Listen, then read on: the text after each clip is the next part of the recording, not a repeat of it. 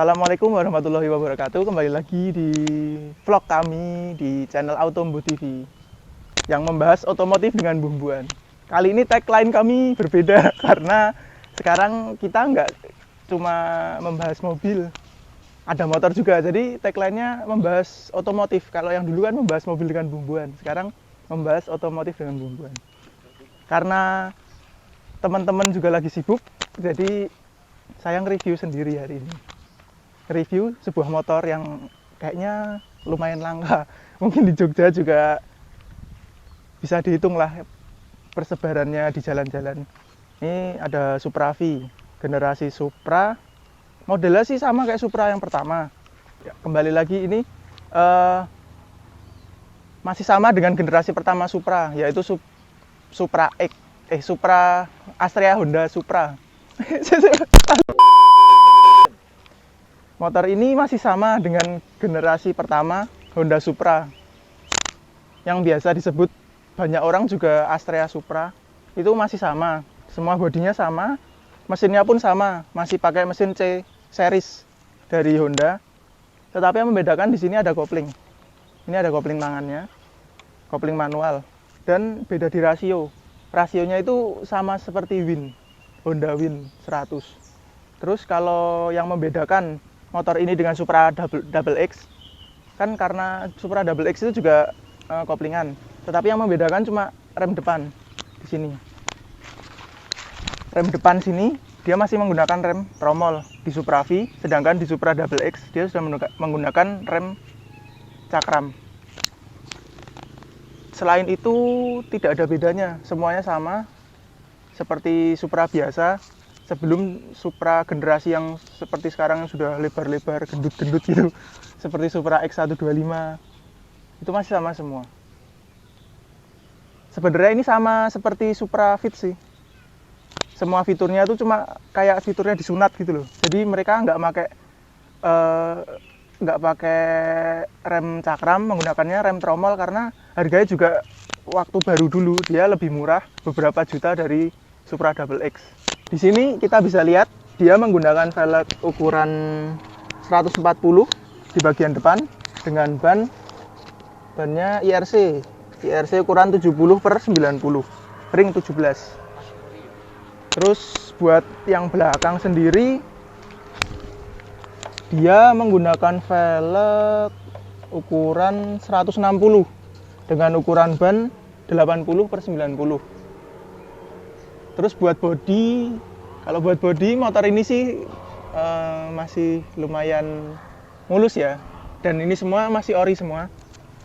Stiker di sini bisa dilihat strippingnya ini masih ori. Terus bodi-bodiannya juga masih ori. Belum ada yang diganti bodi-bodi baru yang imitasi atau bodi yang baru ori gitu belum diganti. Ini masih bawaan semua dari motornya. Dan di sini ada speedometer, kita lihat speedometernya sampai 140 km/jam. Tapi di sini cuma bisa sampai full. Pernah saya pakai itu sampai 90 km/jam saja. Terus di sini kita bisa lihat bagasinya. Ini maaf belum diservis, kuncinya rusak. Jadi kita bukanya lewat sini. Dia tidak punya banyak space buat bagasi. Bagasinya cuma ada ini buat menaruh tools saja. Ya cuma segini ini. Buat mantel saja, jas hujan harus melipat dengan benar. Kalau tidak, kemungkinan jok tidak akan bisa tertutup sempurna.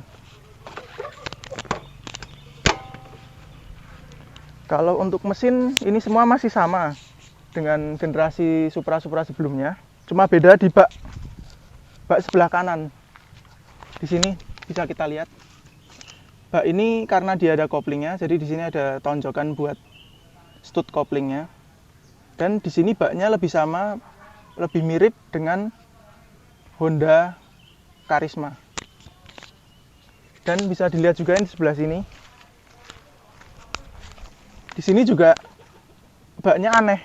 Menurut saya Supra V itu Supra yang beda karena dulu pertama kali muncul, dia sering disebut motor-motor Cina karena baknya ini terlihat berbeda dengan Supra-Supra yang lainnya. Soalnya pas zaman motor ini keluar, itu banyak serbuan motor-motor Cina yang keluar di Indonesia. Dan bentuknya hampir sama seperti ini baknya. Jadi sering disebut ini motor Cina. Padahal emang ini asli motor Honda dari Jepang, yaitu Supra V ini. Tapi karena baknya beda sendiri, sering disebut orang sebagai motor Cina. Terus buat kelebihannya motor ini, karena dia menggunakan kopling, dia lebih enak buat akselerasi, buat jalan jauh lebih enak karena dia menggunakan kopling. Tapi kekurangannya kemungkinan kalau buat boncengan, tenaga berasa kurang banget karena dia juga cuma 100 cc. Dan kalau dia berpendingin udara, belum berpendingin air pakai radiator gitu belum. Jadi mesinnya cepat panas.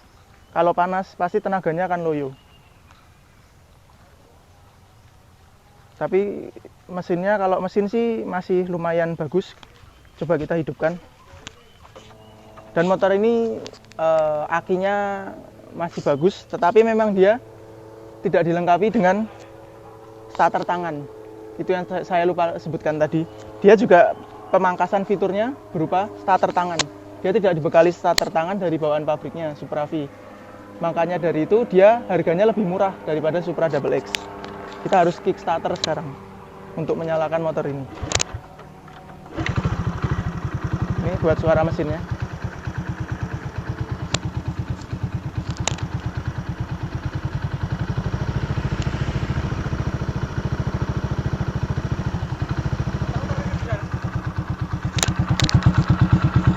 Nah, ini suara mesinnya. Suaranya agak sedikit ngebas karena knalpotnya juga agak karatan, keropos, jadinya belum saya ganti, jadi suaranya agak ngebas gini. Kalau mesin masih halus, cuma ada suara kayak klek-klek itu kemungkinan cuma setelan klepnya aja yang kurang.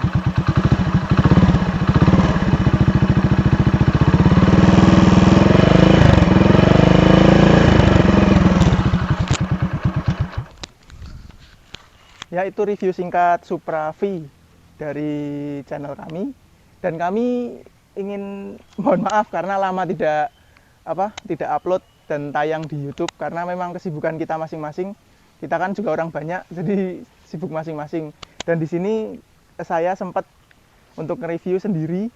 Ya, saya review sendiri. Tapi lain kali mungkin kita bisa sama-sama lagi seperti biasa. Sekian dari Autombo TV, kurang dan lebihnya mohon maaf. Wassalamualaikum warahmatullahi wabarakatuh.